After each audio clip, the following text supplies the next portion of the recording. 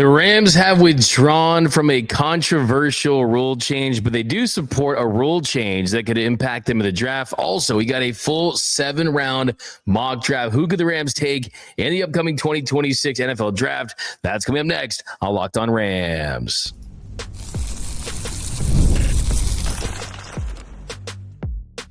You are Locked On Rams, your daily Los Angeles Rams podcast. Part of the Locked On Podcast Network, your team every day. What is up, Ramily, and welcome to another episode of Locked On Rams, your daily podcast covering your Los Angeles Rams, free and available wherever you get your podcasts. Locked On Rams, part of the Locked On Podcast Network, the #1 sports podcast network. My name is Doug McCain. You can follow me on X and Instagram at DMac_LA. On today's episode, lots to get into, some frustrating thoughts on a rule change that the Rams have withdrawn from proposing, but they do support another rule change that could really impact them as far as player acquisition in the upcoming drafts and the offseason. We're also going to do a full 7-round mock draft. SI has their Rams 7-round mock draft. We're going to do that one. So first, let's dive into some of these rule changes. First, we'll talk about the one that the Rams have withdrawn from that I know is going to bring back some pretty bad memories, because one of the most significant plays of the 2025 season was a play that we know changed the course of the year, which is week 16, the 2-point conversion. It's a backwards thrown pass, and Zach Charbonnet puts his hand on it. They get the 2 points. The Rams end up losing that game. Well, the Rams proposed a change to 2 rules that came from that play, but according to Pro Football Talk, they have since withdrawn both proposals. The first was to have backward passes treat as fumbles in situations such as 4th downs, inside the 2-minute warning, and on 2-minute conversions. That would have prevented the Seahawks from advancing the fumble and recovering it for a successful conversion in the end zone. The Rams also wanted to make a change that impacted a 40-second time limit for replay reviews to be initiated. In the Rams-Seahawks situation, in that scenario, the review started more than a minute after that play was over, and the teams had both lined up for the ensuing kickoff, and we know what happened next.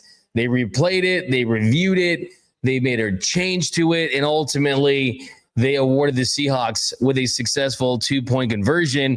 Well, Rams President Kevin Demoff, he tweeted about the Rams withdrawing. He tweeted, "Withdrawn but not forgotten in today's NFL. You can pick up a ball after a play is whistled incomplete, turn around with it, and walk back towards midfield, and 4 minutes later, have it count for 2 points." So I do like that. I love the fact that Kevin Demoff was bringing that smoke. And this is officially from the league in Pro Football Talk. The Los Angeles Rams withdrew their rule change proposal related to the crazy 2-point conversion that the Seattle Seahawks scored against them during a key kickoff during a key game late season. According to people familiar with the matter, it was not among the proposals made by individual NFL teams that were released Wednesday by the league. The Seahawks were awarded a successful 2-point conversion during their 38-37 victory over the Rams in December in Seattle via an instant replay review of an end zone recovery of a deflected backward pass. The Rams' proposal apparently would have addressed both the team's ability to advance a backward pass and the allowable amount of time before a replay review could commence. But the withdrawal of the proposal means that it will not be considered by the NFL team owners at the annual league meeting later this month in Phoenix, unless the competition committee makes a proposal on those issues. The competition committee's proposals are expected to be released next week. The NFL released 2 proposals Wednesday made by individual teams. The Pittsburgh Steelers are proposing to make permanent a provision allowing each team to have 1 phone or video call with 5 unrestricted free agents during the 2-day negotiating period ahead of free agency. The Cleveland Browns are proposing to allow teams to trade draft picks up to 5 years in the future rather than the current allowable 3 years. There are no proposals by any NFL teams this offseason to ban the tush push, as competition committee co-chairman Rick McKay and Troy Vincent, the league's executive vice president of football operations, said at the NFL scouting combine. So I know that was a lot, but now you guys are completely updated on any potential rule changes this season. And before I get into some of those ones that were mentioned there at the end, as far as the video calls and the draft picks, why isn't the league looking into this? And why aren't other owners looking into this? To me, it's funny that the Rams have to be the team, because it happened against them and they were on the wrong side of it, that have to propose this to the league. It's not like if there were any changes as far as how much time elapsed before a replay can be made, or blowing the whistle, or touching the football, or whatever it may be. It's not like the exact same thing is going to happen to the Rams again in that situation, unless something really wild happens. The chances of it happening to the Rams again are unlikely, but the chances of it happening again to a team in a big moment, it's possible. So it boggles my mind that the league would allow this. I mean, you have to make these reviews. If you're going to do it, it should be timely. There should be no outside communication with anyone that could influence the calls. We know that that is something that occurred there. And look, it's a backwards pass. It was blown dead, the whistle. I mean, whatever it may be, that just wasn't a football play right there. And the fact is, yes, you definitely need to get your hand on the football any time that it's out in the open and you just want to be aggressive there. But you look back at that game and the more time that has passed, I look at the Seahawks, and yes, tip their cap to them, tip your Rams caps to them, or my USA cap. I'm decked out in the red, white, and blue today. But let's be honest. They don't get that 2-point conversion. The Rams probably win that game. Probably beat the Seahawks at SoFi Stadium. They're probably Super Bowl champions. I know it's a tough pill to swallow, but it was that significant. And to me, anytime, whether it's a tuck rule, right? Anything there's a very significant play that may have altered the course of NFL history, it shouldn't have to be the Rams or the team that was the victim of it to have to try to pursue those changes. The league should always be able to read and react to a moment where a team capitalized off of something that really they should have been able to capitalize on. So, yeah, I'm going to die on that hill. That was wrong. It wasn't right. And the Rams were on the wrong side of it. Now, as far as the most interesting part of that rule change that could impact the Rams is the one that has been proposed by the Cleveland Browns, and Kevin Demoff, Rams president, actually supports it. So Kevin Demoff tweeted after Adam Schefter tweeted, if it seems like there have been more trades than ever, there have been. Since the 2026 new league year started last week, there have been 18 trades, including Andy Dalton today. From the day the 2025 new league year started until the NFL draft, there have been 15 trades in 1 week. Kevin Demoff quote tweeted that and responded with, "Nothing creates more interest in the NFL than trades. This is why Cleveland's proposal to allow teams to trade picks up to 5 years out as opposed to 3 years out makes so much sense. More picks to trade equals more trades equals more interest in team building options." So for this to get passed, for something like this to truly be initiated, where you can trade all these future picks and make these moves and have a little more flexibility with how you use your assets and your capital, 24 to 32 NFL owners need to approve it during the next voting session. And by Kevin Demoff saying that he's behind it, you would have to assume that Rams owner Stan Kroenke is behind it. So if the Rams are on board, a major market team and a high value team, and then Cleveland, a smaller market team, not a higher value team, as you compare those to other NFL franchises, the fact that you have two sides of the spectrum there, both showing interest in pursuing this, it could be something that could really happen. Right now, the Browns, they've officially proposed that it allows teams to trade draft picks 5 years out rather than the current limit of 3 years. So you're probably saying that you already have 3 years. How big of a difference would 5 years make? It would make a big difference because there's certain teams that understand where they're at in their roster build and where their championship window is currently at. And if those teams want to just think future and trade current assets for future picks, I think that this would increase the likelihood of trades. There's no doubt about it. And I think for a team like the Rams, it's interesting because the Rams are a team that we know when it comes to those top picks, they have shown they're willing to trade out and get more picks, or they're willing to use those picks like they did when they got Trent McDuffie, right? I mean, there's a lot of options that you have. And I do think that teams should be able to have that optionality. I really do, because if there's certain teams that have a unique situation where they're saying, look, we want to go for it this year. We want to make sure things are happening this year, or we want to trade a guy while his value to other teams is higher than it's going to be for them.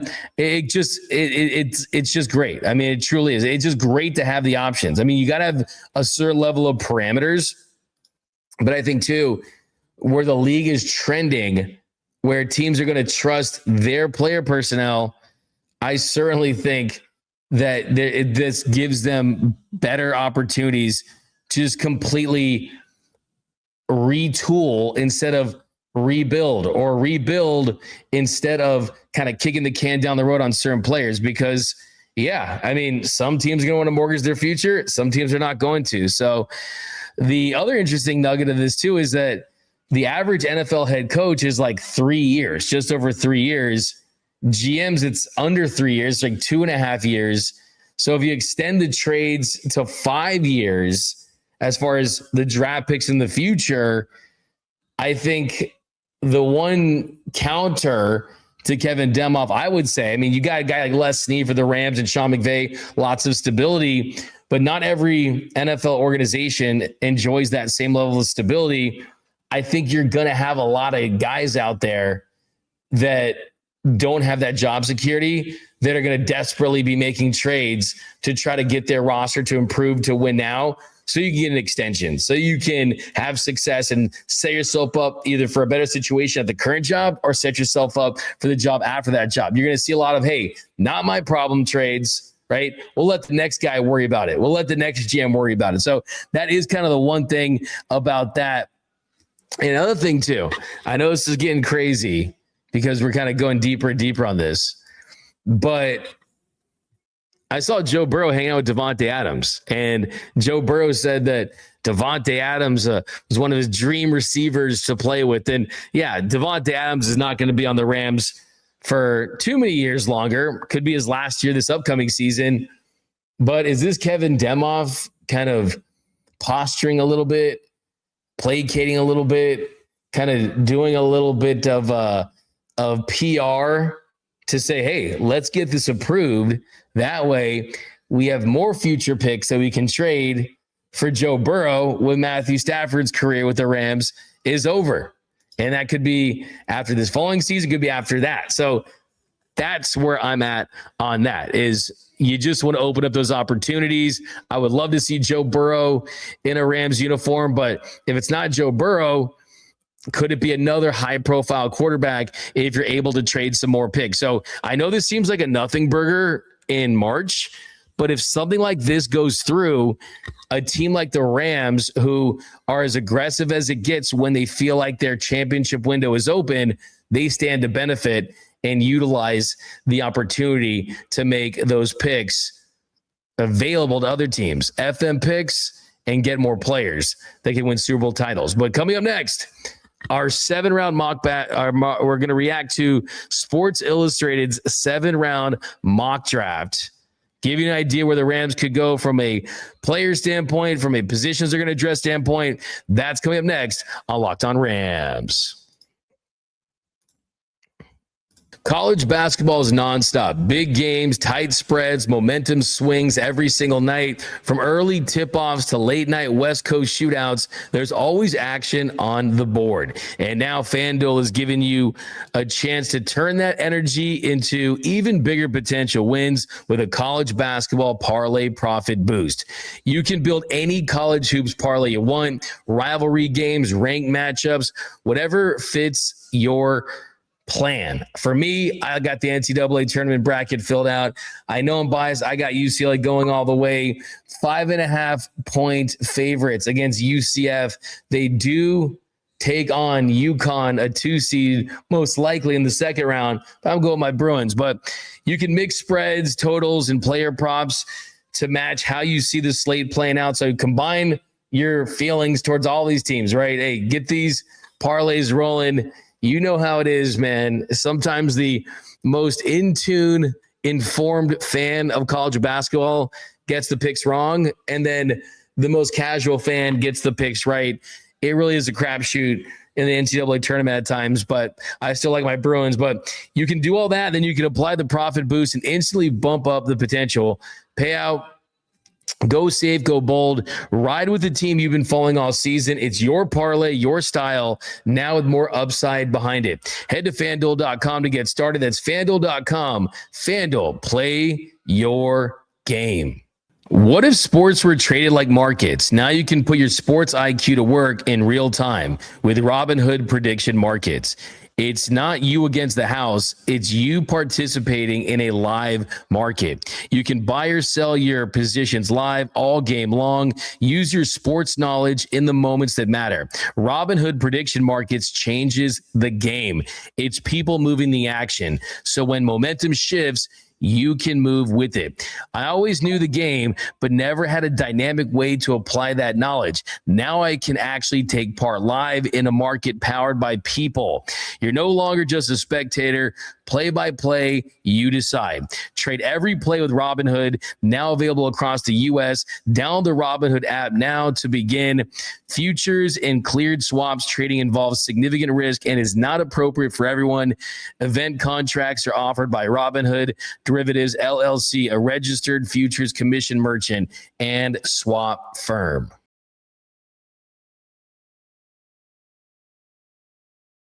And welcome back to Locked On Rams. Thank you for making Locked On Rams your first listen every single weekday, free and available wherever you get your podcast. Locked On Rams, part of Locked On Podcast Network, your team every day. Also want to give a big shout out to those everyday listeners out there. And if you want to take your Rams fandom to the next level, join the Everydayer Club today. It's $5 a month, $50 for the entire year. You get access to ad-free audio, a members-only Discord where Rams fans are talking ball 24/7, 365.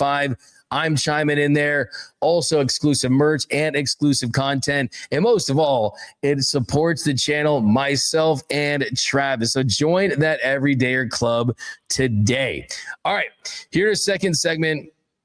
We are going to start reacting to some of these mock drafts. And Sports Illustrated, the Rams SI, they put out their 7-round mock draft. And look, if you're a draft Nick like myself, if you're just a draft junkie, you love these things. And are they accurate? Do they hit on the players? It's hit or miss. If you guys saw mine a couple years ago, I was pretty spot on with a lot of the ones that I felt pretty good about as far as position group. But then last year, I mean, we thought that they were going to make their pick. They trade out and they got Terrence Ferguson. But they do give you a good idea about the needs and where they could address certain positions. So let's have fun with this one. Let's react to it.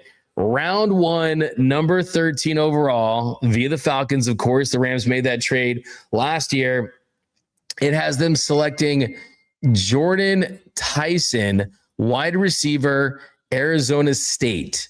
So the thing with Jordan Tyson is, will his medicals clear? Because he's certainly one of the better wide receivers available this year. He could be a top 3 guy with Carnell Tate and Mekhi Lemon. Jordan Tyson is certainly a guy that, if you can guarantee his health, is worthy of top 15 consideration. He's got great hands, great route running. He's got a really extensive array of releases. He's got a great release package. It's really good when it comes to yards after catch. He's just got tools. He's athletic. I mean, this is a receiver that if you look at his physical attributes, he really profiles well as someone that could take over for Davante Adams next season if Davante Adams is gone. I think that if you are really being honest about it, I think there's a pretty decent chance that that's going to be the case. But Jordan Tyson, 6'2", 200 pounds, 2025 season, made 61 catches for 711 yards, had 8 touchdowns. This is a name to really, really consider because I know that we all want Mekhi Lemon. Not we all, but I mean, I pushed for Mekhi Lemon. I know a lot of Rams fans are interested in Mekhi Lemon. Jordan Tyson does give you a little more size, and he gives you a little more of that outside threat that Davante Adams brings, and that if it works with Puka Nacua, the Davante Adams and Puka thing, we know it could work with Jordan Tyson too if he grows into the player that he has the potential going into. So they got them not trading away their first round pick. They got them not going offense. That's another thing to consider as well. But Jordan Tyson, if he's available, if the medicals check out, a very intriguing possibility. There's no doubt about that. Okay, next possibility that the Rams have is you look at where the Rams are at in this draft as far as draft capital. And when it comes to the draft capital, they did trade away that number 29 pick in the Trent McDuffie deal, but you still have a good amount of picks. You don't have a second round pick though. So their next pick would come in the 3rd round, and it has them taking Josiah Trotter, linebacker out of Missouri, with the 75th overall pick, a 3rd round pick.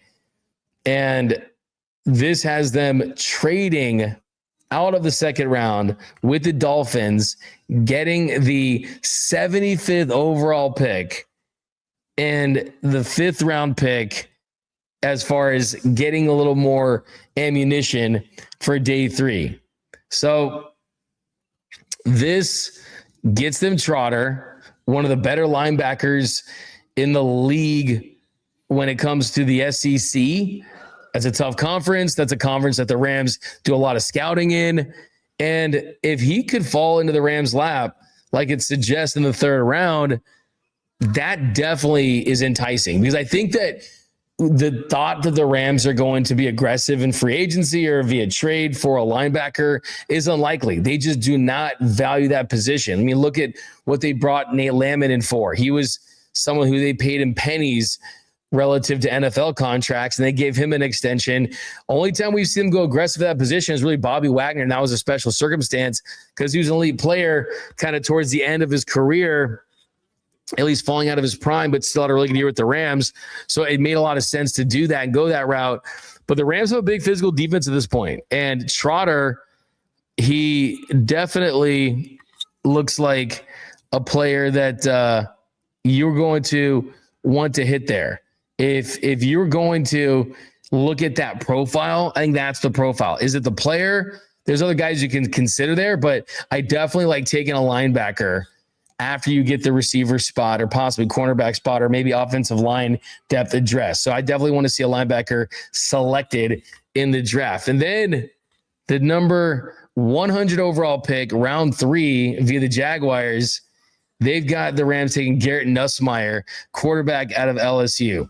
So if you're going to get a quarterback in this draft, I would much prefer to be later in the draft than the 1st round. So 3rd round, if they really feel like Nussmeier, who a lot of people had as the top quarterback heading into the last season, it was Drew Aller and Nussmeier. Ty Simpson was starting to get on radars, but this is a guy that can definitely sling it. There's no doubt about it.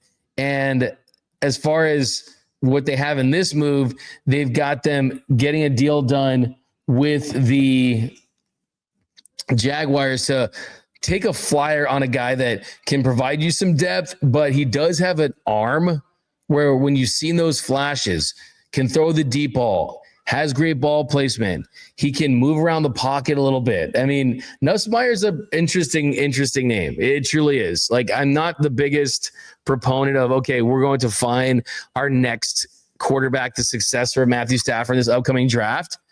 I think that the Rams could pull something off pretty electric with the way they do business.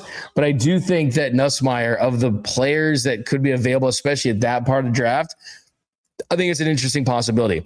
Then round 5, number 149, via the Dolphins, Eli Raridon, a tight end out of Notre Dame. We know the Rams are going to run 12-13 personnel. We know that they want to protect Matthew Stafford. They want to have those tight ends in a surplus. They did bring back Tyler Higbee. You still have Colby Parkinson. You drafted Terrence Ferguson with their highest pick last season in last draft. So it does make you wonder kind of the direction of the tight end position, because they could go Kenyon Sadiq with that first pick at 13. And Sadiq, just talking to scouts and people around the league, people that have covered Oregon extensively, they feel like he's superior to Terrence Ferguson. So that's definitely something to keep in mind if they want to go that route, if they love him. Round 5, number 162, they have Charles Demings, quarterback, Stephen F. Austin. And this is kind of cornerback later. And we know since they already traded for and extended Trent McDuffie, they already signed Jalen Watson, that they have their top 2 CBs intact, but they do need some depth. And I think I would prefer to create a cornerback culture where you draft and develop younger cornerbacks. You get them on cheap deals. You get them younger. They can be around Trent McDuffie and Jalen Watson, and then they can start to flourish, hopefully, versus giving you those retreads. They're going to be guys that are close to 30. We know that cornerback's a young man's position at this point. So I do like the idea of finding your depth at the cornerback spot in the draft. Then round 6, they got VJ Payne, safety out of Kansas State. And round 7, number 232, we got Mason Rieger, edge out of Wisconsin. So, I mean, look, I think edge rushers are guys there. You can really never have enough of them. Josiah Stewart, not a lot of people were talking about him out of Michigan last year when the Rams took him into the draft, and he was really one of the bright spots. He really, really was, in a year where you didn't really get those massive Jared Verses or Pukas or Kobe Turners, right? And Josiah Stewart definitely did a great job learning that position, playing that edge spot when he got his opportunities for the Rams. And then round 7, number 250 overall, Micah Morris, guard out of Georgia, which is interesting because the Rams really need a swing tackle. I think Warren McClendon deserves a new deal. He really has turned it on. That light switch, the proverbial switch, has been turned on for McClendon. I think he certainly is that right tackle, but you do need, I think, more of a swing tackle than a depth. Guard isn't the biggest need for the Rams, but we know that they do feel really, really good about their offensive line. And look, you can never go wrong with developing in the trenches. And you look at how much success they've had in the later rounds and the UDFA route with some of these offensive line spots. It's an interesting pick. So we're going to do a lot of these. It's good times. There's also round 7, number 255. They got Malik Benson, wide receiver, Oregon. So he could be fun. He could be someone that you could look at as a Kanate Munfield type, but not someone that you necessarily see as a guy that develops into a 1 or 2. But certainly those Oregon receivers, they can do some things. And I kind of like that later too. But coming up next, how much draft capital do the Rams have compared to other teams? Where their picks stack up? That's coming up next on Locked On Rams. Welcome to the 5-hour energy flavor draft with 18 different flavors to choose from, including new options like confetti craze, fruity rainbow, or cotton candy. There's something for everyone. The board is set, the flavors are ready, and I've got my number 1 pick for the 5-hour energy flavor draft. I'm taking confetti craze. I love the confetti craze. Taste just like that confetti that you have on cupcakes and on birthday cakes. It brings me back. I love it because it gives me a boost of energy. I don't crash. And it's just awesome. You get energy and a great taste. And for me, I think when I look at 5 Hour Energy, it's been awesome just because 5 Hour Energy, you don't have to worry about the sugar and things like too much caffeine like you have in other energy sources. 5 Hour Energy shots give you a boost with zero sugar. 5 Hour Energy has a lot of upcoming flavor innovations too. Like we talked about the confetti, the cotton candy. I mean, they're always just exploring different ways to get you the energy, but get you it in a way that tastes great. So find your new flavor at 5 Hour Energy shots, available online at 5hourenergy.com or Amazon. That's 5hourenergy.com or Amazon.